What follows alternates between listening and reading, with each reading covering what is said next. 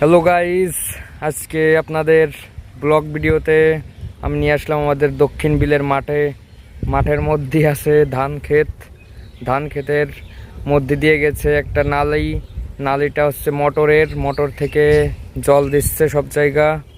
তো দেখতেই পাচ্ছেন আপনারা, অসাধারণ প্রাকৃতিক দৃশ্য। এই যে আমার পিছন দিয়ে একটা চলে গেছে, আর এই কাঁচা দিয়ে আর একটা চলে গেছে। এইটা দেখতেছেন মোটর ঘর, ওই যে মোটর ঘর দেখা যাচ্ছে। আর এই যে নালেটা দিয়ে এই জায়গাতে দুইটা করেছে, একটা এই পাশ দিয়ে চলে গেছে, একটা এই পাশ দিয়ে চলে গেছে।